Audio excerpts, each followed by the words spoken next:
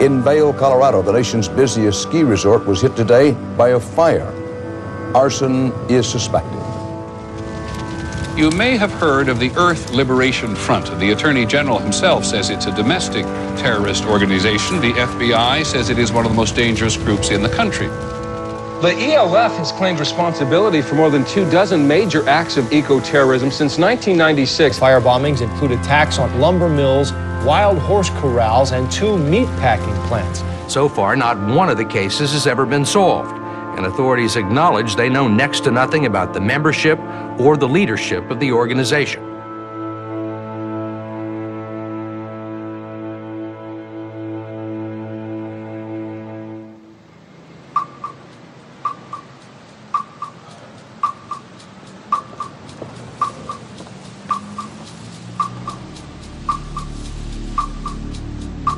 On December 7th, 2005, 4 federal agents entered my wife's office and arrested one of her employees, Daniel McGowan.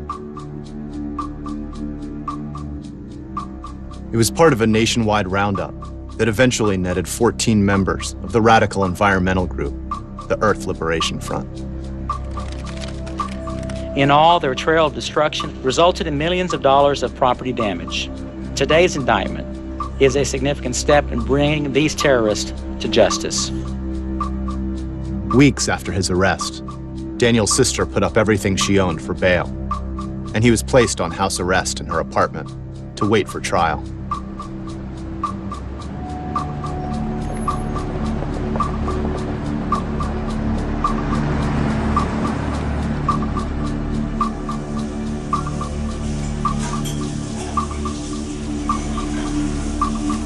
In 2001, I was involved with the Earth Liberation Front, and I was involved in 2 separate arsons in 1 year. I think like people look at my case, and they think, what if that motherfucker burnt down my house? I think people think it's just a bunch of young crazies walking around gas cans, lighting shit on fire that pisses them off. Like, and then they think, what if I burnt things that piss me off? That's kind of crazy, you know, which it is kind of crazy. But I think people just need to understand that this thing is complex and it's not that simple.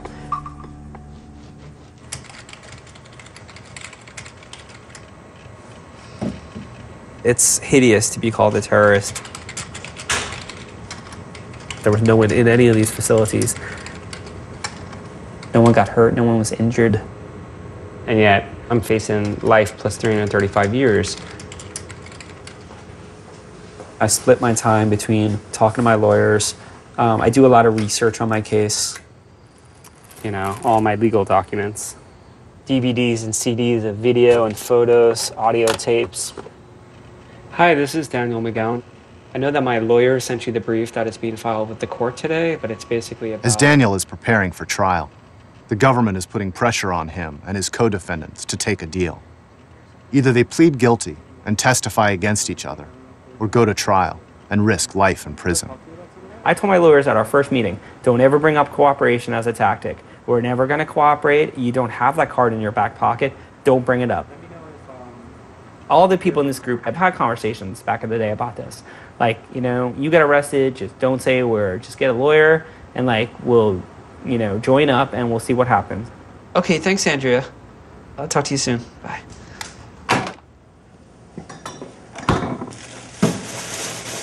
My family's done a tremendous amount of stuff for me. I mean, letting me live here, but we choose to live our lives very differently. Like, I compost. I've never used a dishwasher in my life until I moved in here. And I try to not to impose my way of doing things on anyone here, but yeah, we have different ways of doing things. No, I don't think I need that because we paint every edge. All right.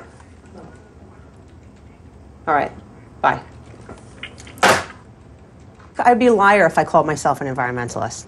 I mean, I care about the environment. I think about the environment. I recycle, but I don't recycle every single piece of paper like Danny does. You know, when he came home from college, he lived with me in Rockland. One day I came home and he took the label off every single canned good I had because he was like, so obsessed with recycling. He was like, if we recycle, we have to take the labels off the cans. I said, but you took the labels off every can. I don't even know what I have in the cans now. I don't know if they're soup. I don't know what kind of soup. I don't know if they're peas or they're corn. And he's like, I never thought of that. It was like I opened my cupboard and there was just all tin cans. I got a call from Jenny, totally hysterical, upset, saying that some men came in and took Daniel from his job. My dad's first reaction was like, oh, I don't know my son anymore. And I think he was just in shock. It's funny, growing up, he wasn't the political kid that was fighting for anything. No, he was just a regular kid. Played with his friends, rode his bike. It wasn't like he, you know, had this whole history. But, you know, you don't know what's inside someone until they get older and they start to think about who they are. I was born in 1974 in Brooklyn. I moved to Rockaway when I was around 3, Rockaway Beach in Queens. It's like mostly, you know, working class people.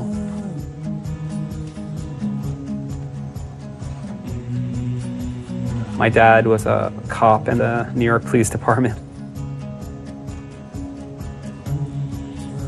I went to high school at a place called Christ the King, Catholic high school. And I was a track runner, and, you know, I got scholarships and stuff like that. And then when I got to college, I was like, oh, I guess I'll major in business because that's practical. When I graduated, I got a job at a massive public relations company called Burson Marsteller.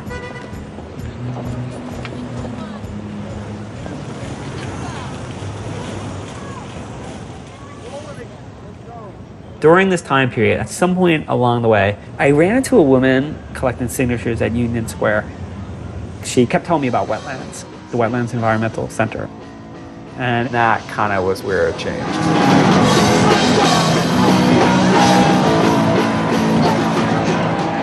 It was basically, the idea was it was a bar that had live shows, but the profits would go to running an environmental center. So I went to this meeting, and they played these films that blew my mind.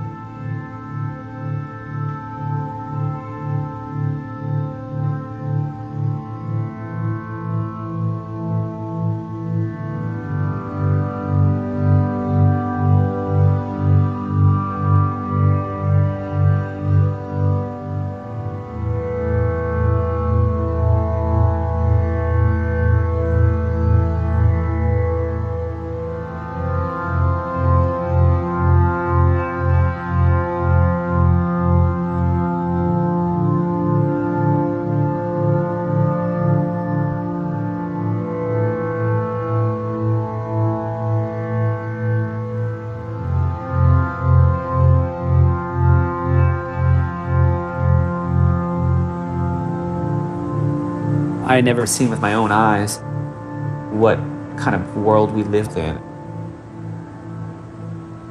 I feel like I'm in perpetual mourning, and I have been from the moment that, like, I don't know, that I kind of took the blinders off and was like, holy crap, what the hell are we doing?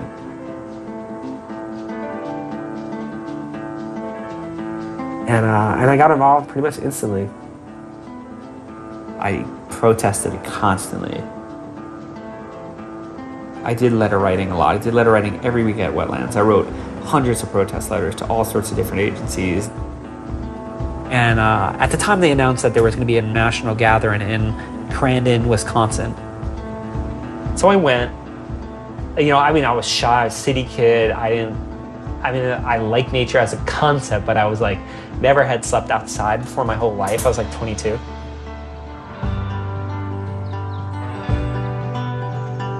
It was like different than anything I have ever seen. We went swimming in like a creek. We were like going out on logs and jumping off. We were skinny dipping. I mean, all this stuff was new. You know, traditionally at the end of the rendezvous, they have a big action. And we went to town and had a protest at the mine office. And I actually ended up being arrested. And it was really eye-opening, you know, to kind of learn about this different world and this like environmental resistance movement.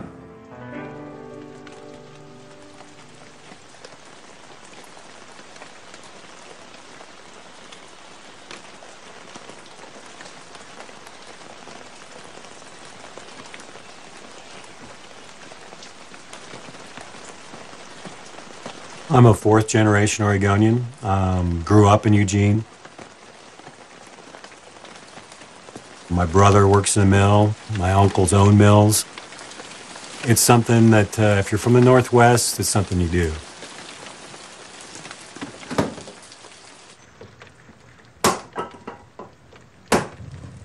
I think I met Daniel here in Eugene. They called him the disgruntled one, just because he had sort of this nasty sort of attitude, and he was always sort of bitter, and he was always sort of pissed off, and he'd always challenge people for their stupid ideas, and so they sort of coined this nickname for him, the disgruntled one. I think Daniel arrived out here at about 1999, but to really understand, why these arsons were set, I think you got to go all the way back to a time when Daniel was still living back east. You got to go to about 1995, which was the Warner Creek timber sale.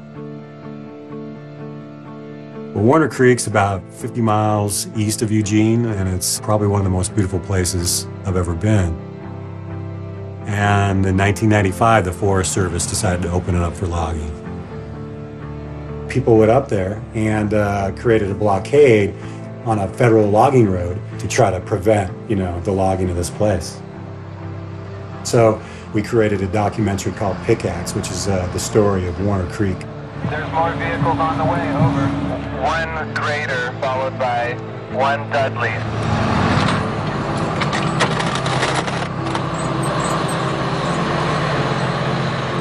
We don't think you guys have the right to take a protected forest teeming with life, bid it and log it. For a long time, people were fighting the Forest Service through like holding signs, letter writing, sort of a hippie-type approach to protest. But there was this new kind of protest that was becoming popular. People would call it sabotage or monkey wrenching. They would glue locks, they'd pull up survey stakes, they would maybe put sugar and gas tanks of bulldozers. At Warner Creek, just a simple little blockade turned into an all-out assault on the only way in to that forest.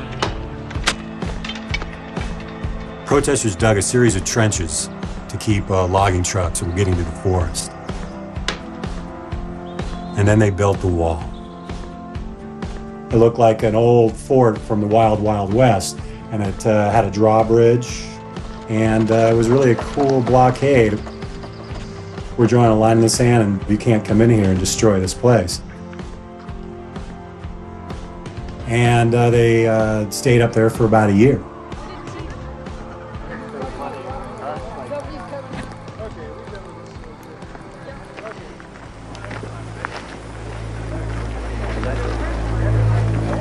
As a federal law enforcement officer, it's my duty to inform you that you're in violation. You have 5 minutes to get out of here, and you have actually less than 5 minutes. Early one morning, the Forest Service came up and arrested the protesters and knocked down the wall.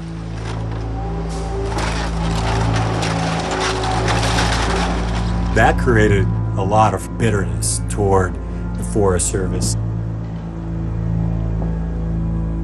And soon after, things began to escalate.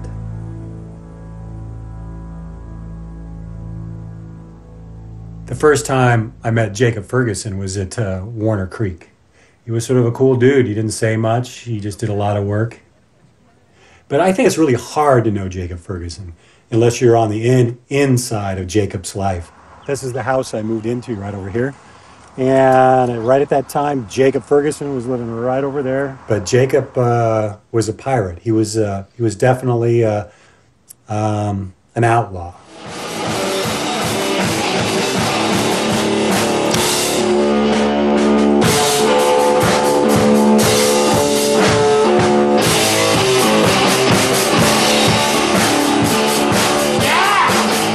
He tried to play a bad boy image, and he did it well, because I think he really was one.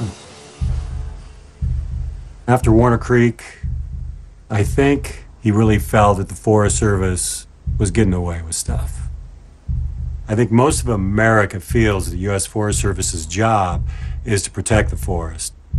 But the Forest Service is a part of the Department of Agriculture. And the Department of Agriculture looks upon these forests as crops. The U.S. Forest Service's real job is to provide trees for these timber companies so they can cut these trees from our national forests.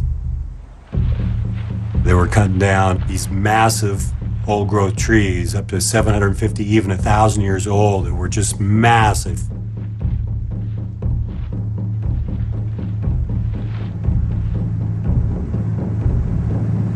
But I think Jake was tired of the talk.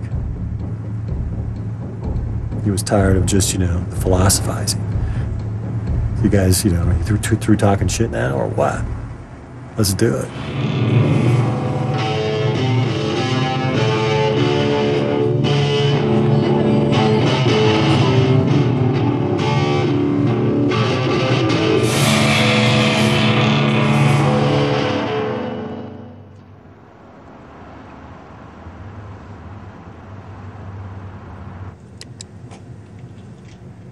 This investigation was the largest domestic terrorism case in the history of the United States.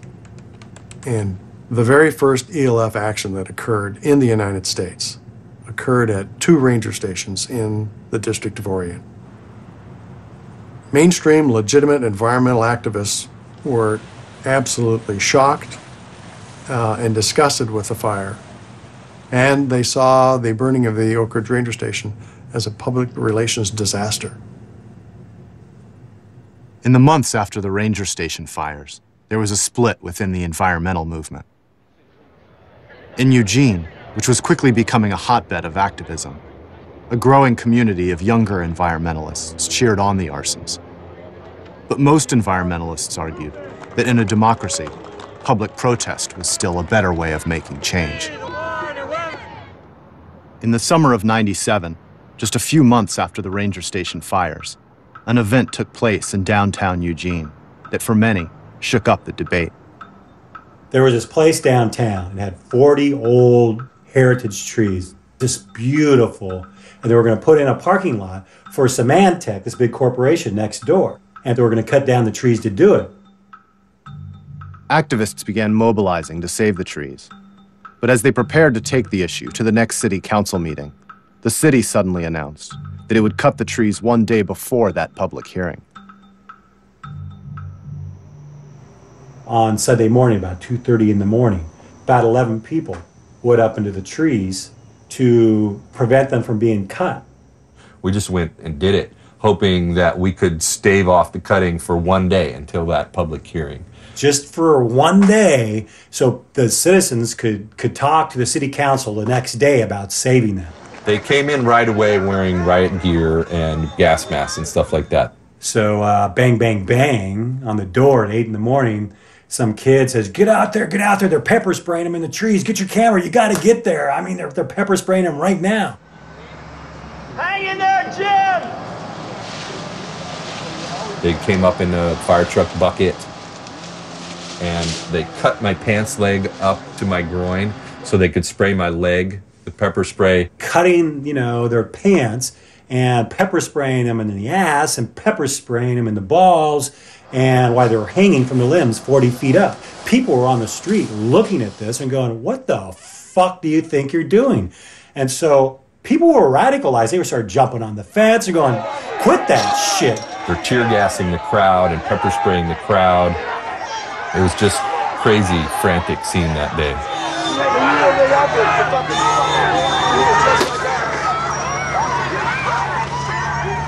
And they used about 12 to 15 cans on Flynn, and he stayed up for, I think, about 6 or 7 hours, man.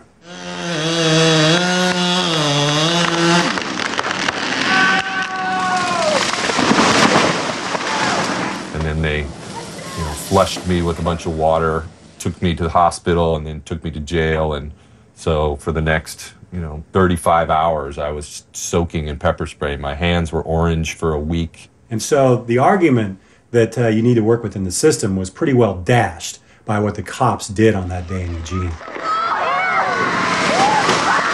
And June 1st was really the day that pissed off a lot of people in this town.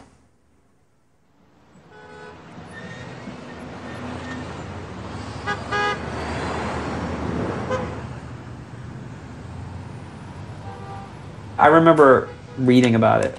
People were like, oh, we have this footage, and you know, it was really intense, and that kind of stuff, like, that's part of the story. That was like part of the backdrop. It's crazy. It's crazy. I think a lot of moments like that really erode people's belief that anything can actually change.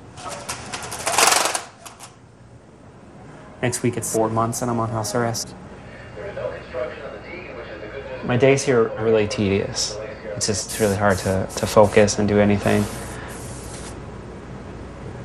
Just thinking about my future and how uncertain it is. I get really sad at night, you know. I prefer to sleep straight through so I don't have those moments, but I have them almost every night, so. I've been doing okay, though, you know, all things considered. I mean, I feel like on one level, I just have to be really thankful for what I have, which is like a good family, really good friends. So I try to like keep things in perspective. Hold on 1 second. Hi. Hey, how are you? All right, how you doing? Good. Daniel was living with his girlfriend when he was arrested, and she's moved into his sister's apartment to be with him. You know, people are all different, and some other people, if they were in my position, they might have been totally, like, questioning everything. But it's not me. I think that he feels the dread every single day. It definitely removes some of the life from his personality.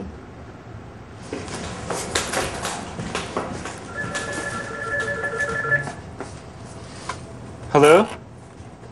Hey, what's up? How are you? Wait. So wait, I'm sorry. He's cooperating to the full extent?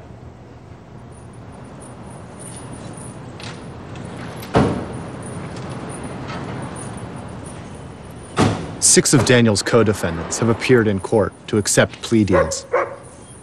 In exchange for reduced sentences, they've agreed to testify in the government's case against the remaining defendants. It hurts that people that I trusted and cared about, you know, turn their back on me. To be a cooperating witness, it's something other people can do. I'm just not going to do it because I just have to live with myself, and I'm not going to be that person and start spewing out crap just to like get myself out of a situation that's not very pleasant. So.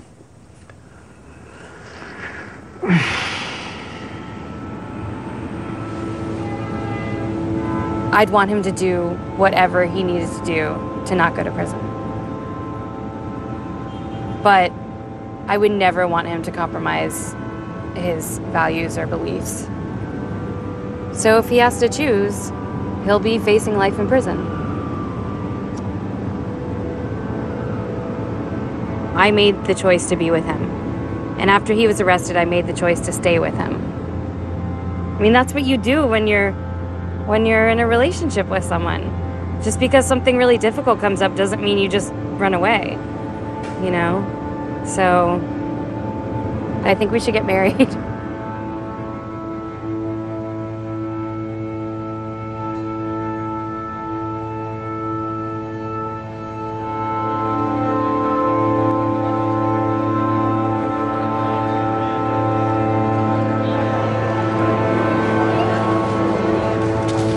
Daniel, I've seen you with Jenny, and you're wonderful with her. You're good for each other, you got great chemistry, and I know you both. Congratulations. This kid faces 335 years plus life in prison. And he's getting married. I want to kind of grab the positive and think that this is going to work out in the end. Everything's going to be okay. And you know, there's nothing to stress about, but there is.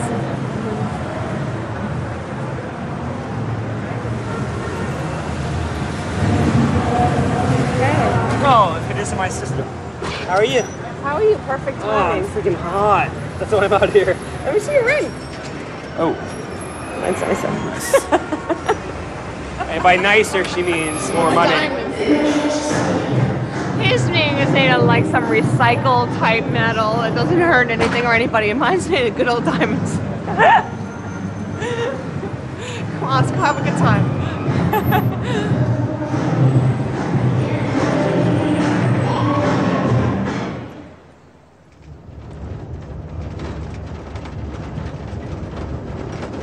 It's easy to discount the environmental movement as a bunch of wackos and hippies and arsonists, but it's not like that.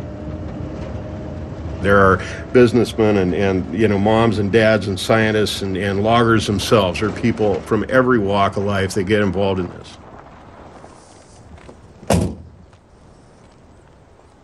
I've spent several years of my life doing logging in the woods. I come with a little different perspective than a lot of the, you know, the environmental crowd or the, you know, the logging crowd. I've got a little of both in me. I'm okay with cutting down trees. I just don't have an issue with it. But I'm not okay with cutting them all down. The industry tends to call the environmentalists radical. The reality is that 95% of the standing native forests in the United States have been cut down. It's not radical to try and save the last 5%. What's radical is logging 95%. This is radical.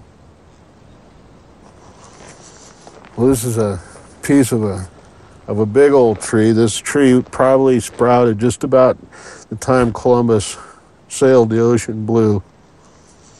It looks about 500 years old, somewhere in there. You know, the suckers, if they could talk, probably say have been pretty boring up until about 75 years ago when all hell broke loose out here on the ridge, and they started cutting them down. Most of them are gone now, so we won't be seeing any of these for at least another 500 years, and that's if we leave them alone. These are amazing old trees.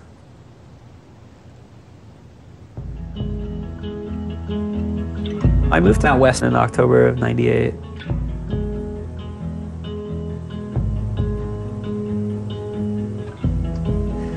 I got out to Northern California. I had never seen trees like that before. It had a really profound impact on me. I was already quite radicalized, but I couldn't believe the fact that people accepted what was going on. I have memories of like for the first time seeing log trucks, you know, and being like, whoa.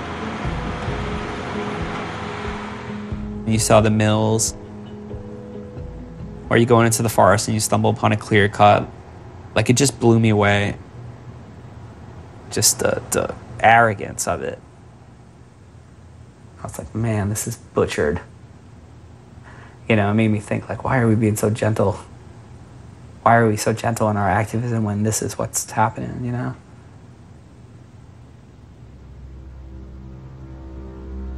After the ranger station fires, Jake Ferguson and members of the fledgling ELF set their sights on new targets. They came across an Associated Press article about the rounding up of wild horses from government land. The horses were being sent to slaughterhouses, including the Cavell West plant in nearby Redmond, Oregon. There were so many horses being processed at the plant that horse blood would sometimes overwhelm the town's water treatment facility and shut it down. And for 10 years, people from the area had tried and failed to stop the plant. But on July 21st, 1997, Jake Ferguson and 3 others slipped into the facility in the middle of the night and burned it to the ground. The company was never able to rebuild, and the arson became a model for the group. In one night, they had accomplished what years of letter writing and picketing had never been able to do. They expanded and took on new targets. They burned timber company headquarters, a Bureau of Land Management office, and a $12 million ski lodge at Vail, Colorado, to protest the resort's expansion into national forest. An ELF press office was opened by activists who did not know the identities of the ELF members. How do they contact you? Anonymously. But I mean, what is that, like a package drop on your doorstep? Well, it can be. They publicized the fires and explained the group's actions. When a building burns down, they have to do a news story about it. That's why the Earth Liberation Front burnt down the building in the first place, to get exposure. We were there to help explain why that building burnt down, what it was doing in the first place that was angering people so much. A lot of what the Earth Liberation Front did was considered economic sabotage. These corporations exist to make money. All of a sudden, they're losing money, so they have to reassess their activities. Another thing that happens is that the building that was dumping toxic waste, for example, into the river one day, is unable to dump that waste tomorrow. The press office encouraged people to start their own ELF cells, but mandated that their fires not harm any life. Take initiative, form your own cell, and do what needs to be done to protect all life on this planet. The idea spread, and new anonymous cells popped up in other parts of the country. The Earth Liberation Front is turning up the heat again, igniting devastating blazes all across the country. A biology lab at the University of Minnesota. Bloomington, Indiana. New York's Long Island. Now some say ELF is in New England.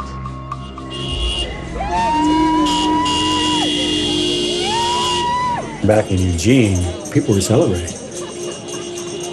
We had no idea that it was people from our neighborhood and they were friends of ours, but we were hearing about what was happening and we were celebrating.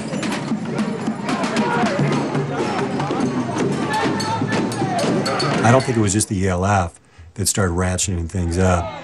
I think activists all over the Northwest were also kicking it up a notch. They thought there was a possibility of really making things change. Just have to work at it a little harder and get a little more radical.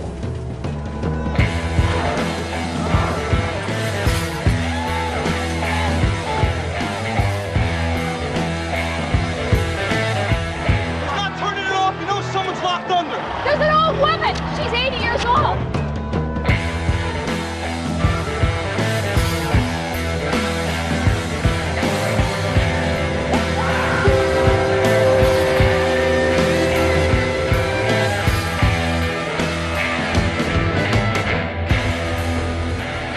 There was a sort of progression of radicalism that happened in Eugene. And so the police were also amping up their presence because we were amping up our presence. Literally, we were having 2 protests a week, major protests. And so you can imagine what law enforcement went like. I was doing undercover work around the Eugene area. We were looking for some of these individuals that were causing mayhem around Eugene. I think it was well known in the movement that they could probe and push and get us to react in a way that oftentimes didn't look very good.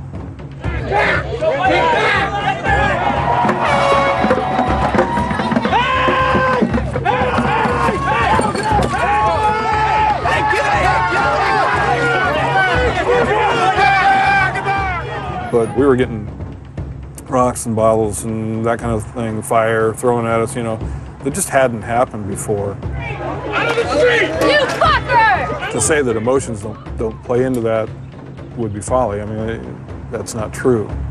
It is personal to take a rock.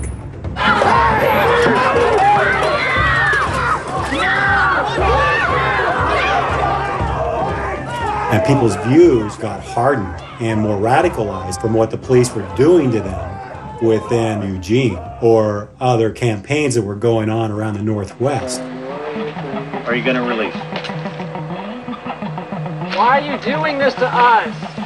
Okay, are you going to release? Who's going to release? Go ahead. I only did one eye. I'm going to do the other eye if you don't release. Please don't hurt me! Violence is not to be used in our mass protest. And leave her alone! Stop it! Stop it! When those people were getting attacked and stepped on and pepper sprayed in their face while they were locked down, I thought protest and civil disobedience, what's the point? Why bother? It's not getting us anywhere. We're getting victimized by their police, I don't know. I think like a lot of people I knew at the time, experienced a massive loss of faith in that systemic change could happen through, the system regulating itself or reforming itself. Good evening. When the World Trade Summit was planned for Seattle, the administration obviously hoped it would be a triumph for Bill Clinton in the closing months of his presidency. Instead, it's been a nightmare of protests and demonstrations in the streets. In 1999, tens of thousands of people converged on Seattle to protest the WTO and its effect on the environment and labor. They blockaded the streets using nonviolent civil disobedience.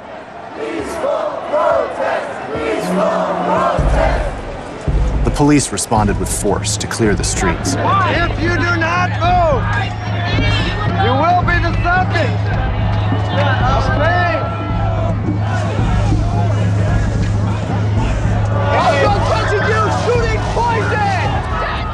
But while the authorities were focused on the demonstrators, another group appeared that included current and future members of the ELF.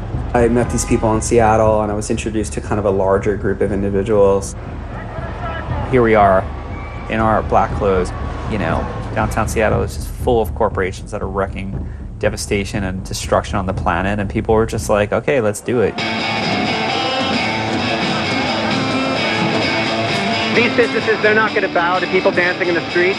They're not going to bow to people dressed as, you know, giant sea turtles or so on. They care about one thing. They care about capital. And unless we put a dent in their pocket, what good is it? How are we going to do that? How are you going to put a dent in their pocket?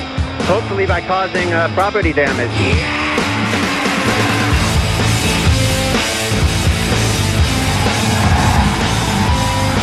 I never breathed tear gas, pepper spray, or saw rubber bullets or concussion grenades until that point. I mean, it's like insane. I really felt like this is like a war zone. Like, wow, holy crap.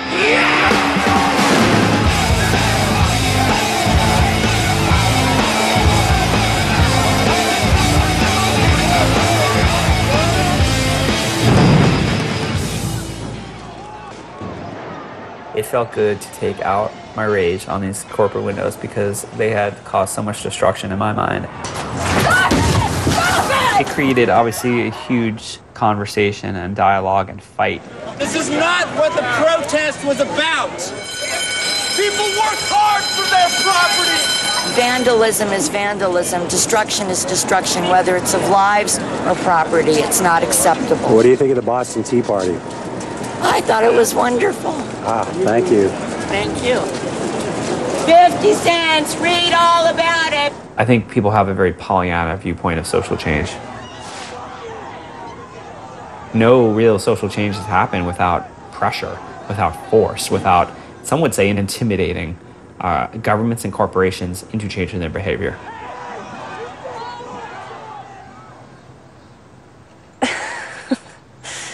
So weird to talk about this stuff. I took part in the Black Bloc at WTO, and the goal of the Black Bloc was to just send a message, an anti-capitalist message, that consumer America is destroying the world and destroying the planet. And that was the first time we met a lot of the other people that ended up being involved in the arsons.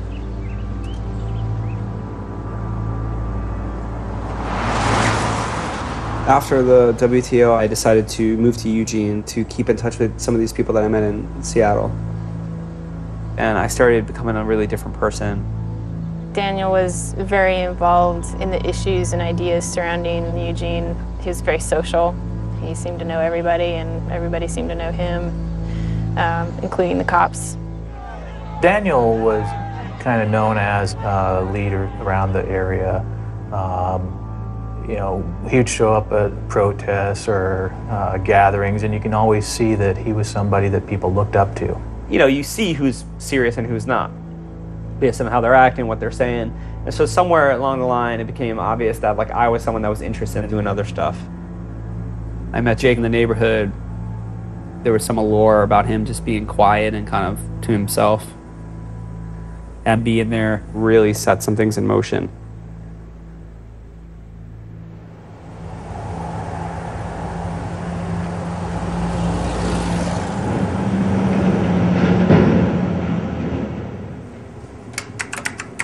The more radical environmental community have, in my opinion, a misconception about this industry and what we do.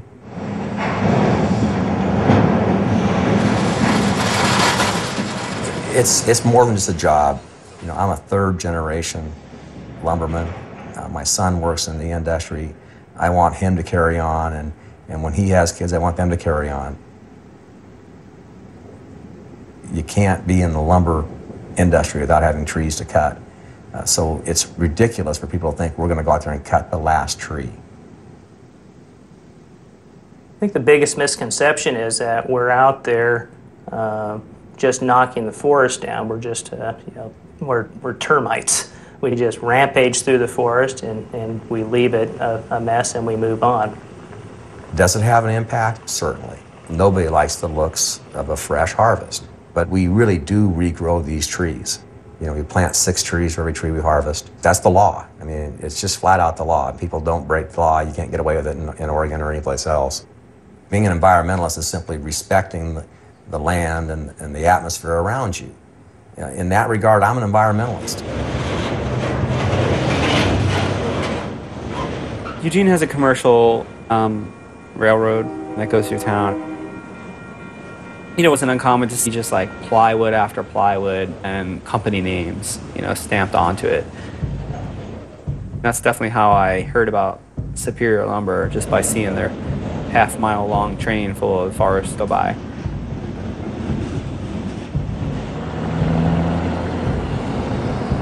They were logging old growth, logging just massive trees and out of areas that had previously been pretty inaccessible. Sometimes when you see things you love being destroyed, you just want to destroy those things. So I felt like the action was justified.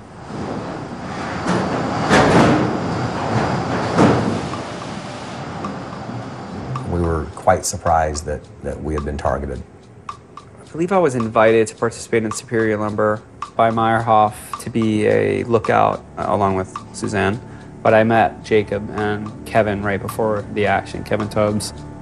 They got together some weeks before, did a surveillance of it. It was in an isolated area. There was no viable security there.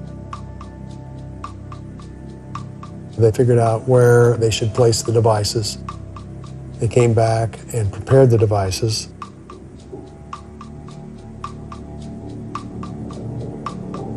Put them in plastic Tupperware containers, made sure that the containers were fingerprint-free, DNA clean. They always wore gloves. I felt nervous from the get-go. For one, I was staying in this house where everything was stored, and it was someone else's house that didn't know about the action. On the night of the arson, they drove to the staging area. They put on their masks. They did radio checks. They had a police scanner. It's positively nerve-wracking. I used to get really sick before actions and throw up and just get nervous and just in a zone, I mean, I think you have to get, when you're doing something that intense, even as a lookout, you're just freaked out because you just don't know how anything's going to go. I was in the back of the van, and I was actually kind of by myself in the back of the van, so I was just kind of thinking to myself, and I think Kevin and Jake were in the front of the van and they were just listening to music, and so it was fairly relaxed. People weren't really talking a whole lot, but your adrenaline's going. Ms. Savoy and Mr. McGowan were the lookouts, and they staged north and south of the building. I was stationed at a payphone. Everybody else was dressed on all black because everybody wanted to blend into the night. However, I dressed, in somewhat darker clothing, but I looked fairly normal. I just had a scarf that I could wrap around my face in case somebody passed by. And then I got dropped off kind of on the side of the road, and I just kind of crawled into this space, this shoulder, with a bunch of ivy. Mr. Meyerhoff and Mr. Ferguson then placed the 5-gallon fuel containers and activated the timing devices. It was done within, 15 minutes, and I got picked up and away we went. It was somewhere between 2 and 3 a.m. when I was home, sound asleep, and I got a phone call. And of course, anytime you get a phone call at 2 a.m. in the morning, it's not good news.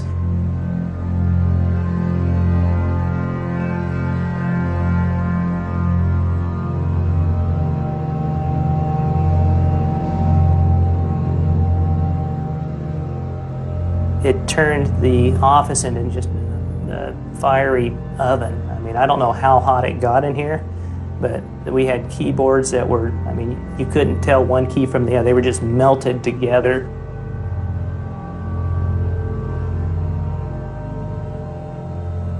I went up to Portland and wrote the communique and sent it in.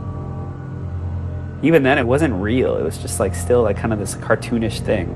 And it wasn't real until I really saw the newspapers, seeing the man from the company, I think Steve Swanson, just walking through this like charred remains, and I was just like, holy crap. That was a major blow to our mental psyche, at least in the short run. Just felt like a big hole in my heart. In Eugene, people were jazzed when the big bad bully gets, hit in the stomach and feels a little something, and maybe a little fear or whatever. That felt good. It was exciting. The next day I felt, like, wow, I've actually done something where it stopped. I didn't have a problem with what I was doing. I thought it was effective. It was $1 million or something like that. It's like when you're involved with it and you're in the thick of it, it's hard to look at like all the consequences and like the real repercussions of that. Like, did this action push them in a better direction? Did it scare them? Did it help the movement in any capacity on old growth logging? There's lots of questions, but I don't think at the time I was asking those questions too much.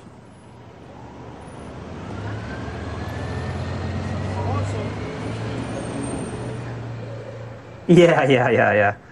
Totally. All right, well, that's great. I guess I'll see you in a little bit. Okay, bye. Yes. Awesome. All right, that's great. I'm off the system. I am off house arrest, technically, right now. Hey, I'm off. Sweet. 7 months and 2 days. With 7 months of good behavior, Daniel's lawyers have convinced the government that he's not a flight risk. What do you think about that? I think I'm gonna stay in tonight. No, I'm joking. Are you kidding me? I don't care how tired I am. We're doing something.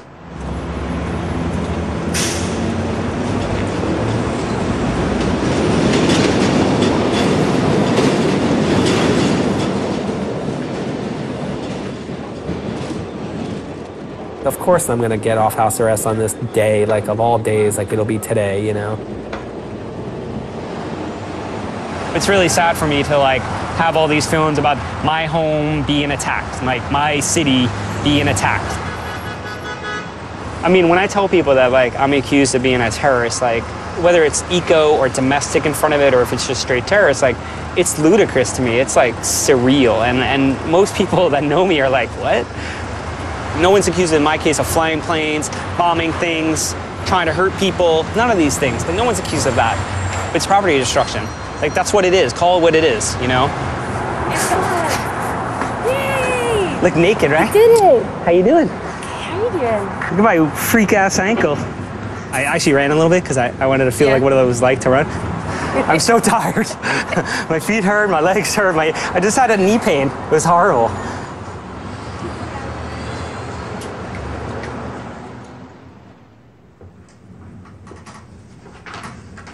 As time went on, the cell members had to become better and better and better at their craft, and their craft was destruction.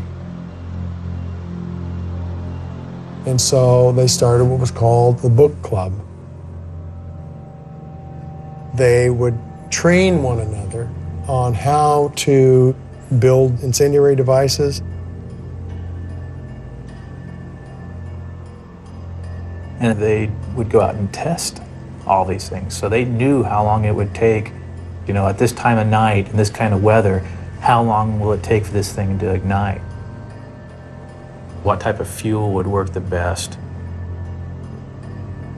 They wouldn't buy all the ingredients from the same store. Even if the same store had the 2 or 3 items that they need, they would go to a completely different store, 30, 40 miles away, so it wouldn't ever be tracked. It was called the book club because they also utilized certain codes.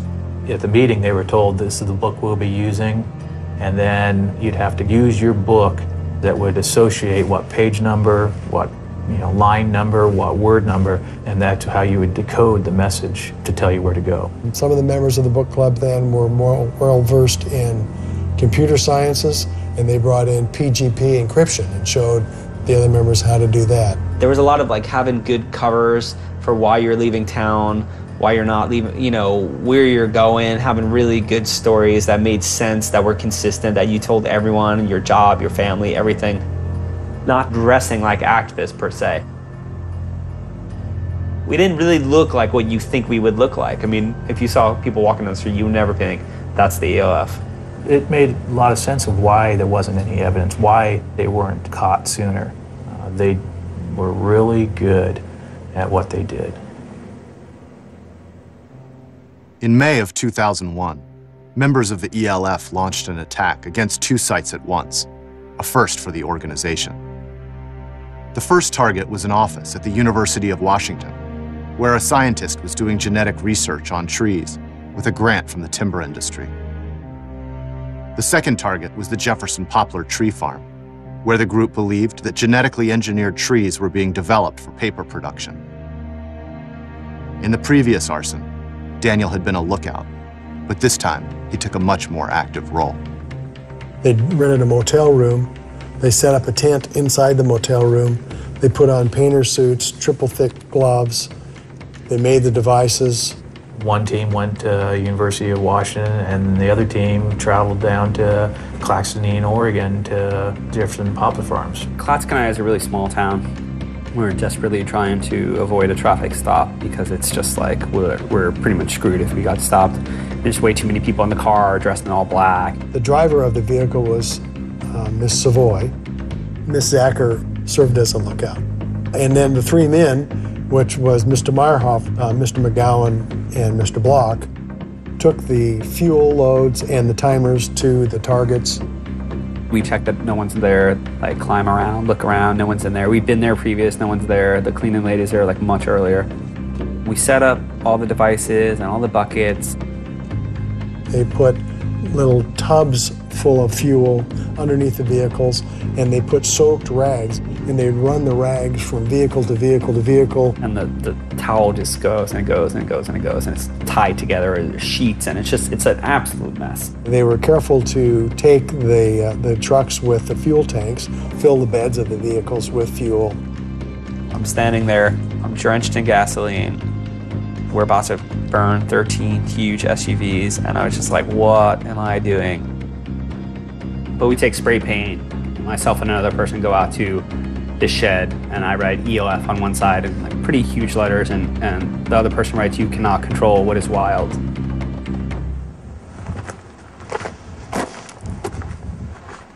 There's the E, L, and F.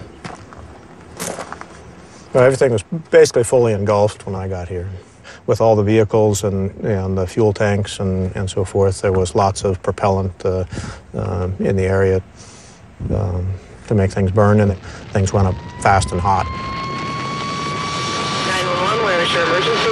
Man, we got a big fire over here. This is going on too, so I better not get too close. Okay. Investigators in the Pacific Northwest strongly suspect that 2 nearly simultaneous fires were acts of ecological terror. Monday morning, May 24th, I got back to Eugene, and I was just like, wow, I really need to think about what I just did. Just seeing, absolute ruins, and realizing that like all people were going to focus on was the fact that things were destroyed, and that the issues are being lost, and all they care about is catching the people that did it. They're talking about Jefferson Poplar, and then they're talking about University of Washington. So finding out what eventually happened at University of Washington, the massive destruction to a library, not just the professor's office that was involved in this sort of research, but the Center for Urban Horticulture. I was like, this is too much, too fast, too big. What am I doing?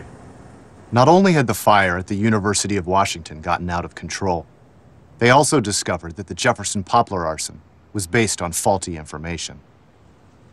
It turned out that while the previous owners of the property had been involved with genetic engineering, the new owners only had hybrid trees, developed using farming methods that have been around for hundreds of years. It's hard to really justify it in hindsight.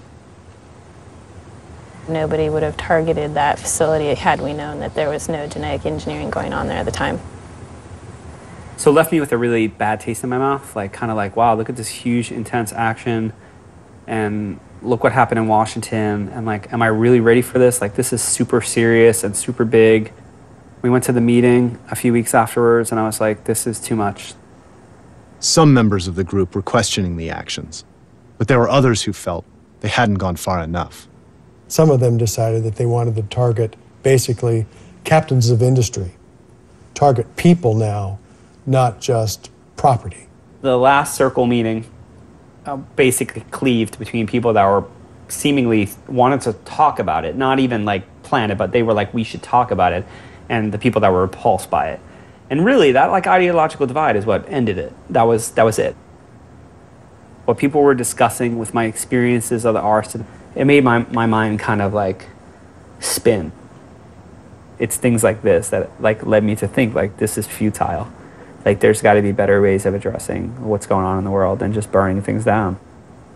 As the ELF cell was dissolving, the larger activist community in Eugene was splintering as well. I think people were self-righteous. I think people thought they knew they had the answer, weren't willing to listen to other points of view because their view was more radical in that point of view. All those things came into play, I think, to help narrow the amount of people that were connected within the movement to the point where it just went poof, doesn't exist anymore. That's one really sad thing about, about a lot of social movements, but, I think ours especially, because we all are so critical of the world and of the way people live in the world and how they interact with the natural world, that we sometimes are extremely critical on each other, and that is definitely part of our downfall as a movement. The scene was really imploding there at the time, and I took a small trip to New York for my sister's 35th birthday.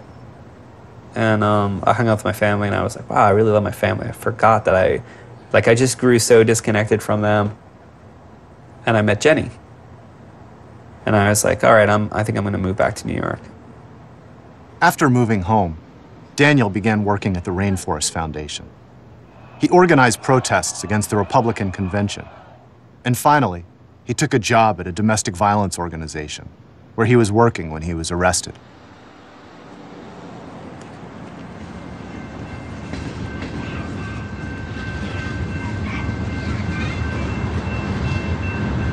The ELF fires in the Northwest had stopped, but the government continued to work on the case.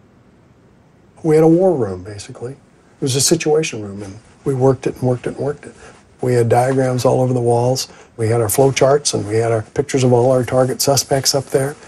What's different on TV that's not realistic is that everything's solved in 50 minutes, and that's not what happens here.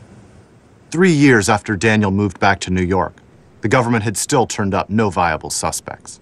We came together and decided that we would take a cold case approach on one arson to see if we can turn any suspects in that particular arson. And the arson we chose was one that occurred in the city of Eugene, and it was the Joe Romania Truck Center arson, wherein which 35 SUVs were burned to the ground.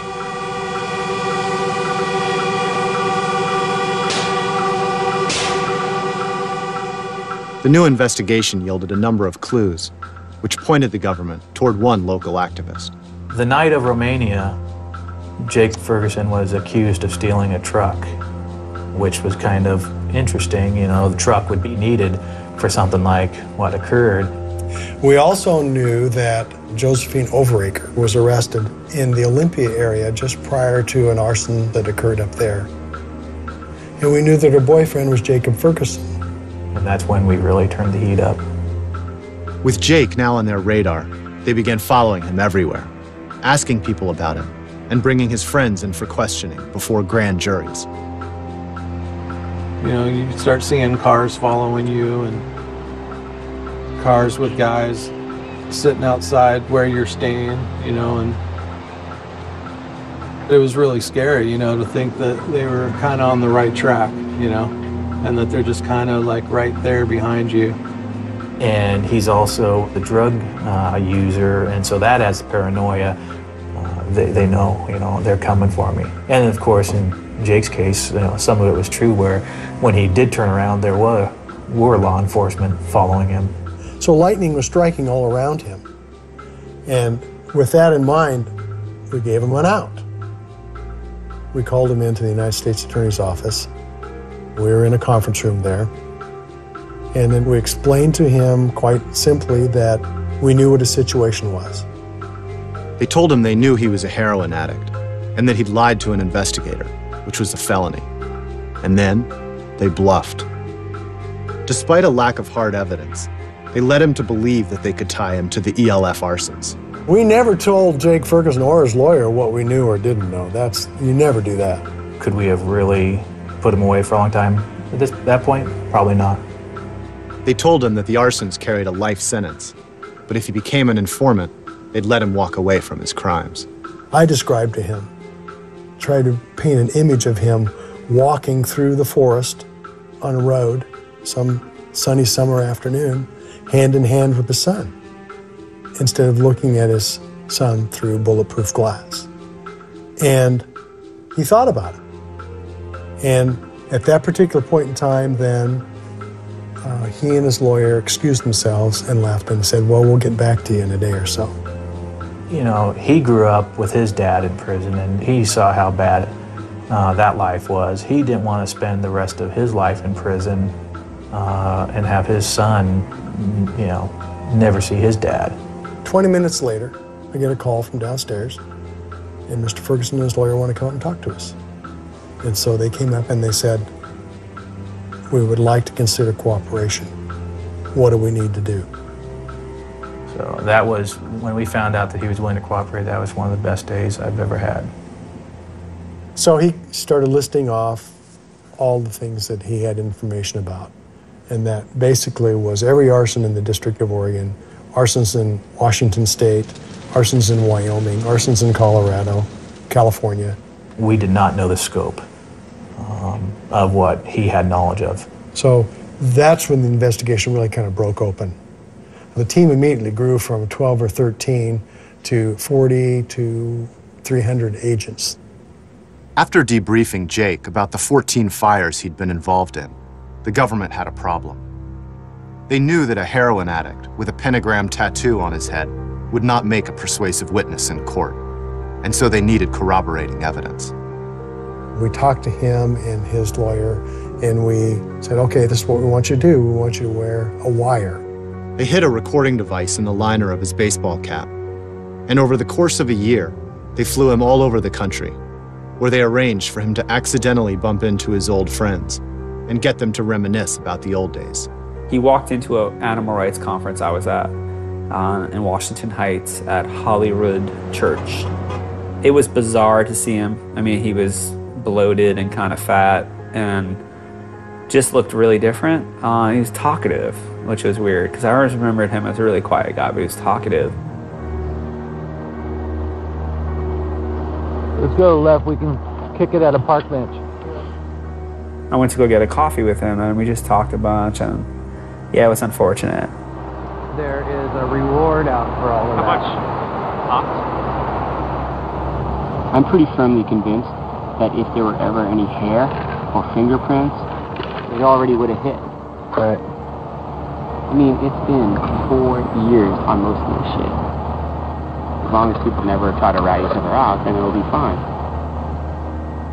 I mean, thinking about it, I can't help but be annoyed at myself for being like, how did you not know something was really wrong here?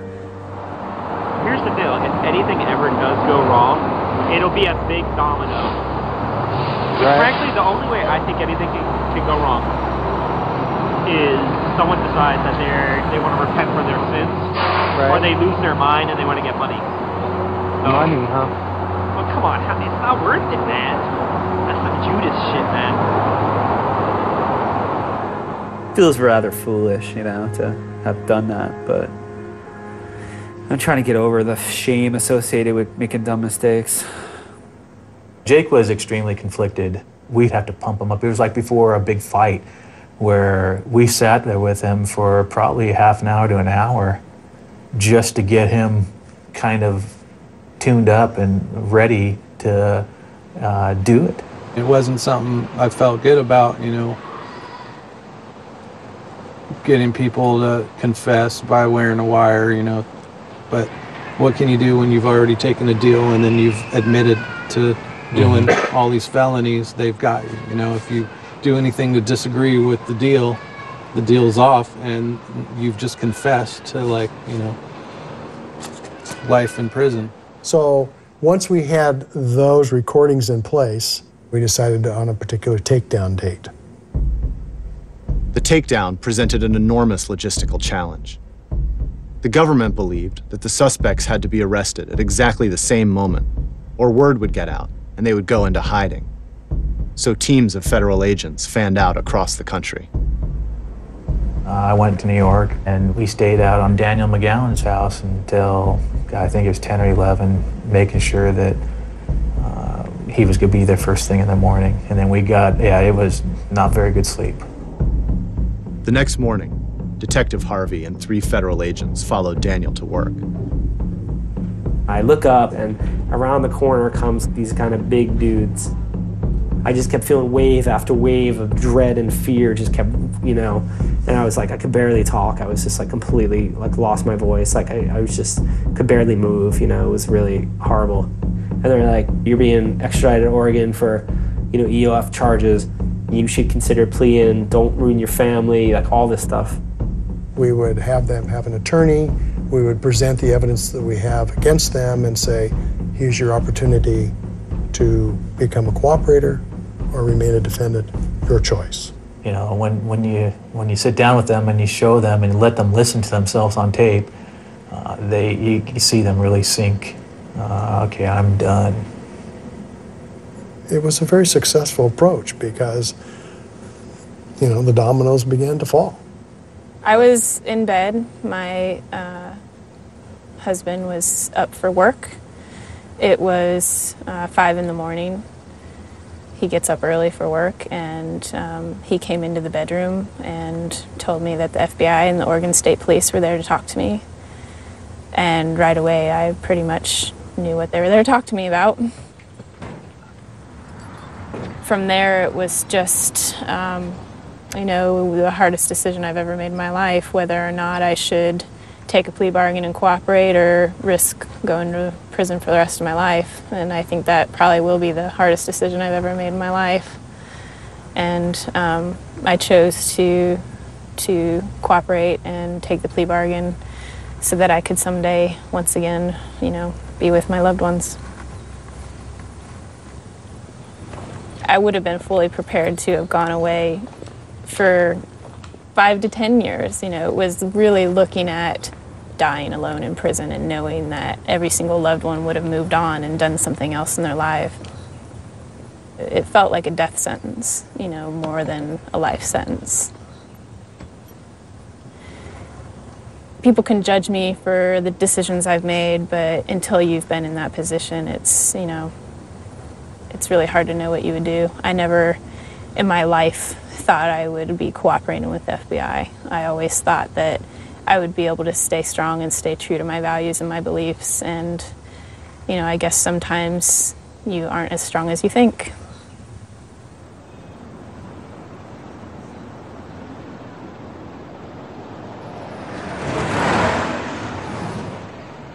So, I don't know if you're on, but can we talk off camera for a second? Daniel's lawyers have negotiated a plea bargain. While most of his co-defendants have agreed to testify against each other, Daniel and 3 others have held out for different terms. They'll have to take responsibility for the arsons, but will not be forced to give information about others if they accept the deal.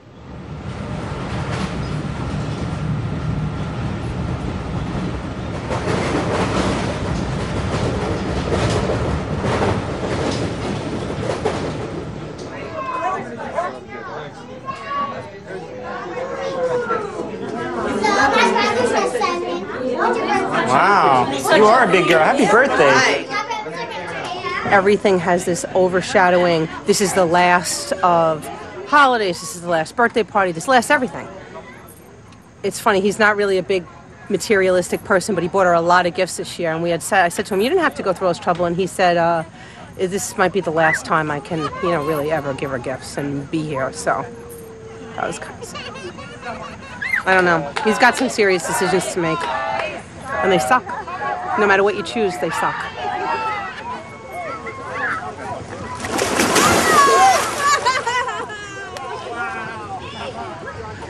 I just feel bad that this came up in this part of his life. Hoping for him to make an agreement, was going to trial. I think with the charges against him, that's 2 life sentences. I don't believe in his philosophies, but he's my son and I love him.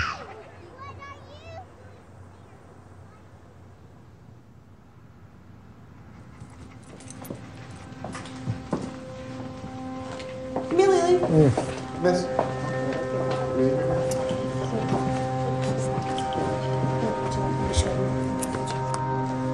So cool. Thanks for everyone for coming. I know it's. We want pace behind us. We want some pace behind us. I just wanted everyone to come so I can tell you guys I made my final decision on the plea bargain the government offered a few weeks ago, and so I'm going to be agreeing to this plea bargain in court on the 9th. So the recommended sentence on the part of the government is 8 years. I won't be taken into custody at sentencing. I'm going to qualify for a self-report, but it's a major important thing to them to say that our crime fit the federal crime of terrorism. Even though Daniel has now accepted a plea bargain, a hurdle still remains. A federal judge must determine whether the fires qualify for something called the terrorism enhancement. If the judge rules that Daniel's fires were terrorism, Daniel could be sent to a new, ultra-restrictive prison that was set up after 9/11 to house terrorists. In the media and in the courtroom, the question is debated. Eco-terrorism, terrorist acts by radical groups. Eco-terrorists. Eco-terrorism. Environmental terrorists. People need to question like this buzzword and how it's being used and how it's like just become the new communist. It's become the new, you know, it's like the boogeyman. It's a boogeyman word. It's like whoever I really disagree with is a terrorist. Some people have the problem with, you know, calling this terrorism, but when you're basically making the threat where people go home at night wondering if they're going to be a target, that's what terrorism is. After the fire, for a long time, you really looked over your shoulder. And we put an alarm system in our home and things like that before we hadn't thought about. You know, being a New Yorker with experiencing such serious terrorism firsthand is like, how are you going to call someone who sets fire to an empty building a terrorist? It's just inappropriate in every way, and it's an insult.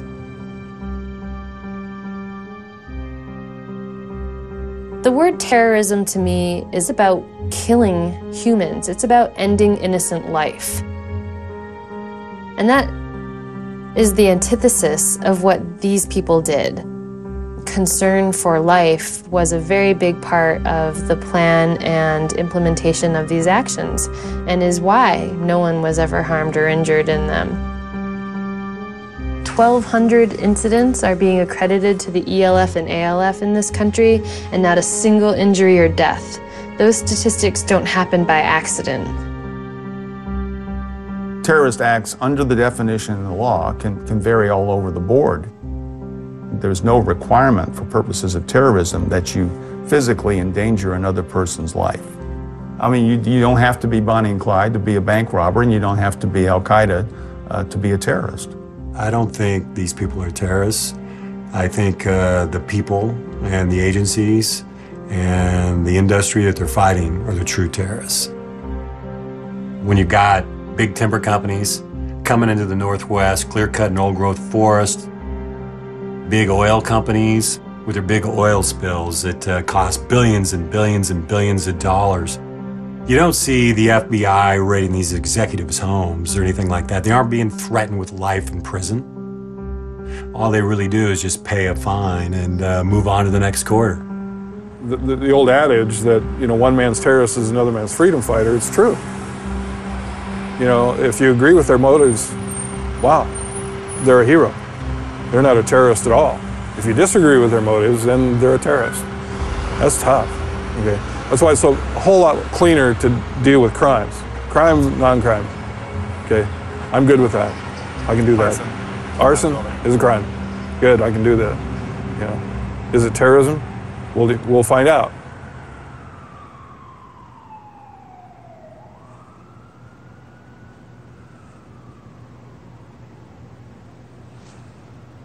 You know, I ordered a book about doing time in federal prison written by a lawyer who did time, and I'm very, you know, getting very prepared for the whole idea, but that doesn't necessarily make it any easier, you know?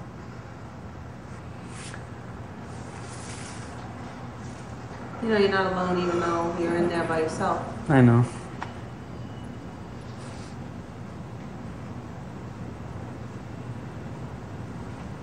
Yeah. Just, I don't know, it sucks. Sometimes it's hard now to just look at the whole situation and go like, what the fuck? How did this all happen, you know?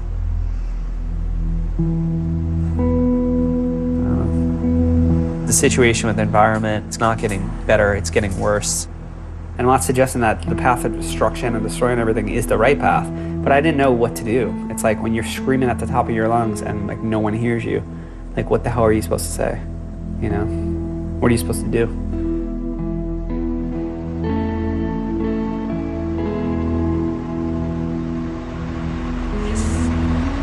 Going to the courthouse?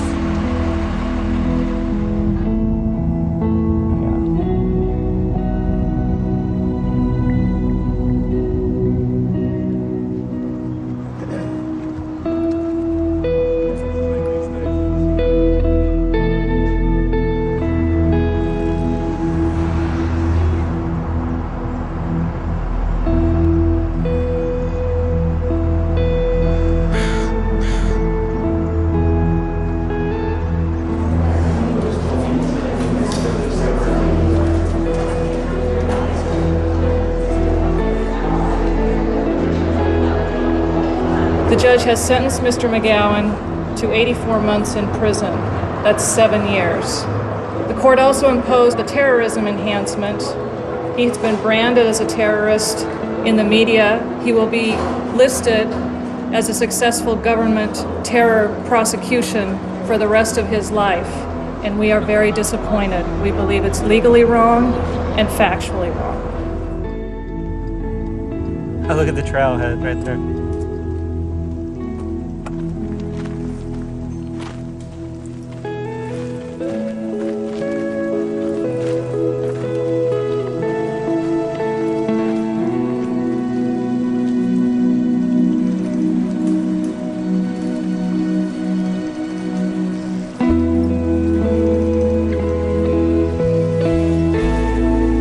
Oh my God, it fell from there.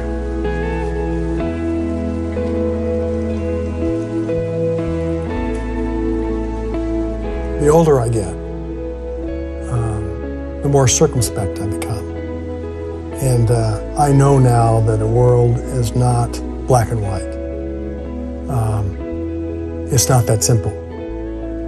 When I first read about these arsons and became involved in the investigation of the arsons, you see all the damage and the harm that they've done and the threats they made. They're not very likable people at all.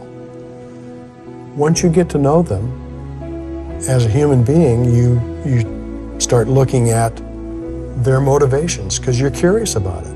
Why did they do such a horrible thing? And you look at their background and you look at their childhood and you look at how they've evolved from the days when they committed all these crimes. And then instead of just being a cold mugshot on a piece of paper, they become human beings. And so you begin to understand them. And that's not that you're saying you approve of their conduct or their behavior, but you gain an understanding and insight as to how it came to pass that they started doing these things. And then you're curious about how their lives will end up, but only time will tell. My stomach is flipping out. Can we open it? No, I got it. You sure? I gotta be independent. Okay. You're not gonna be there to advise me on stuff.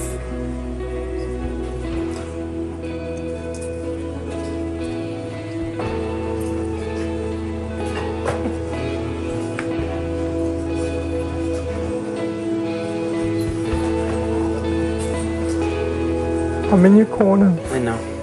Thanks, Pop. See you. Thanks for everything. I'll see you later.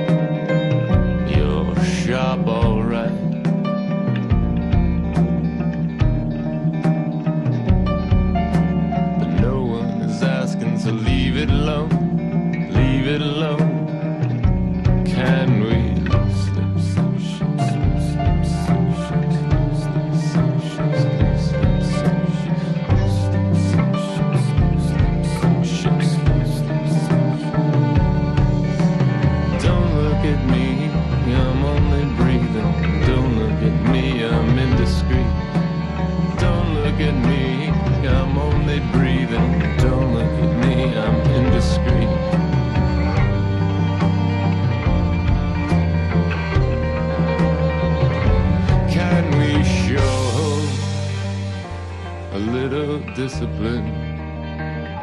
Can we show a little discipline? Can we?